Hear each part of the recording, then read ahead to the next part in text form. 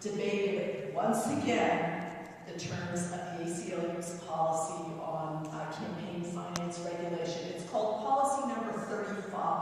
Now, there are approximately 500 ACLU policies, so that tells you how long that policy's been around. It's been around for over 40 years. The ACLU's only been around since 1920, so it's been a really long time.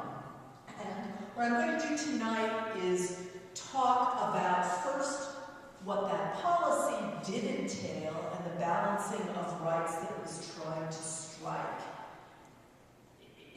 with its terms. Two, what Citizens United did, what the terms of that were. And for some of you, this is going to be old hat. For some of you, so you can fall asleep. For some of you, it might be the first time that you're hearing about the details, so I'll go into it fairly closely. Then I'm going to talk about the debate that has been going on at the ACLU, what the sides are about why the terms should change.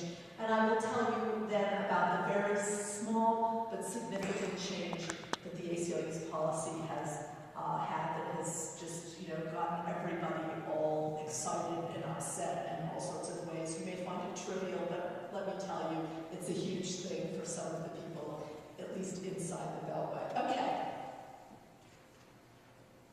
So, yes, we'll talk about the national policy on campaign finance from the ACLU.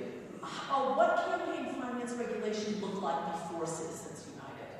Because it was a fairly complex thing, and we sort of need to know what the state of the existing law was. What Citizens United did do, and what it didn't do, something that Laurie has referred to. And where the ACLU of Colorado, in the Colorado Springs chapter, might come out on this, if they want to. It's an open question. Oops. So, as a preliminary, the question is, in today's climate, should there be no campaign finance regulation whatsoever? That's one possibility. Some kind of legal restriction or regulatory restriction on how campaigns are financed? And should there be different levels of restrictions for different type of persons? That is, corporations versus natural persons. And from the ACLU standpoint, what's incredibly important is where the First Amendment fits into this. And also where the integrity of the electoral process fits into this. Because these are both two civil liberties interests that are implicated by the campaign finance debate, and they're both important.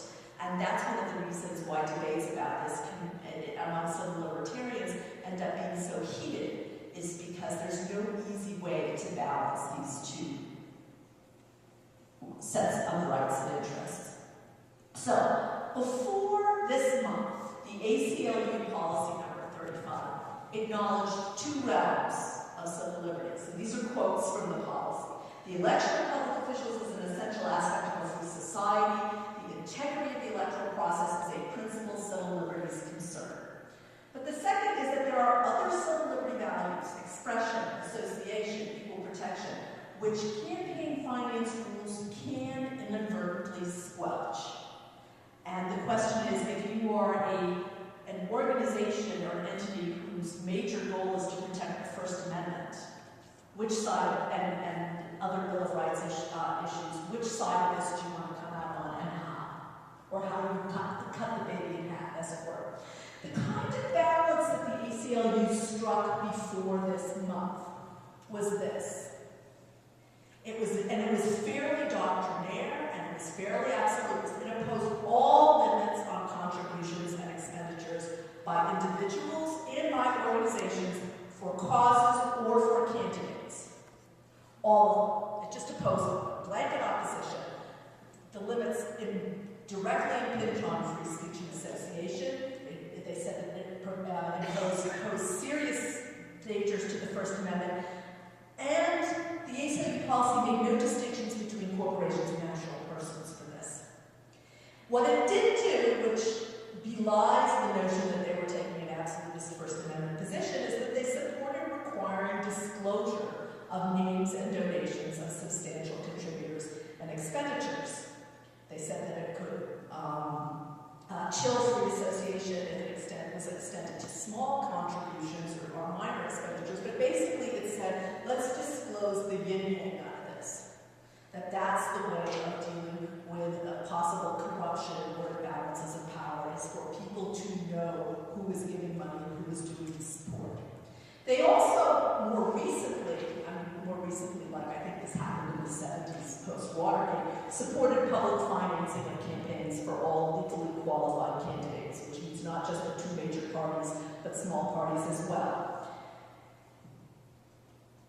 However, one can ask how meaningful that support was because they opposed any voluntary limits on expenditures. So if you may recall during the McCain-Obama election, there was a big issue of McCain deciding to take public financing, but as a result of that, he had to limit his expenditures in a certain period of time.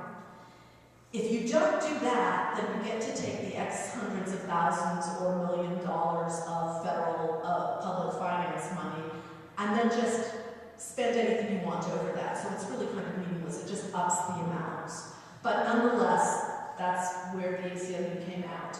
And they were very, very strong against the notion that it should just be the major parties because they wanted everybody to play ball. All right.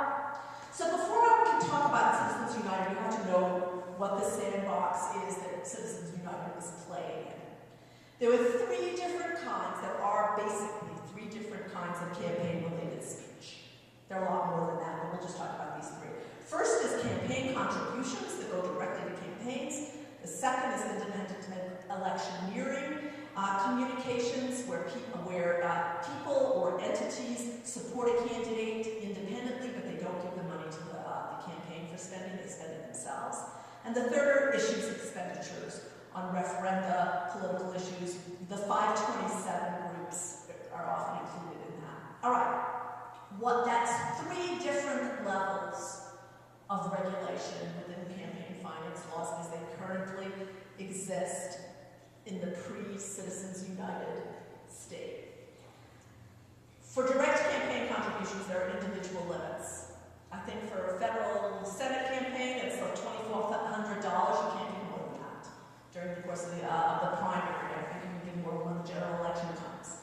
For corporations and unions, prior to this month, they were prohibited through Treasury funds from contributing any money to campaigns. Now, what does that mean? That's money, Treasury funds, money that was made in the course of their doing business. It is essentially owned by the shareholders. So they couldn't use that money to contribute to campaigns. Now, they could do it through PACs, which have also become large bogeymen in this process. PACs, political action campaign, committees, are groups, associations of employees and board members, shareholders, directors of the corporation that band together in order to contribute money. But supposedly the corporation is not supposed to influence that. Anybody here ever worked for a large corporation? Ever been importuned by, with a wink and a nod, to join the PAC and make sure you give money for, yes, of course, I did too. It was like, I would get these calls from the McCain campaign and things like that. I said, no, but they can't make you, but they can make you. It's the way it goes. Now, independent electioneering communications is a whole different ball of wax. Ever since 1975 in the Buckley versus Vallejo case. Have you heard of Buckley versus Vallejo? Okay, what that case did, it dealt with the campaign finance regulations that came out of Watergate.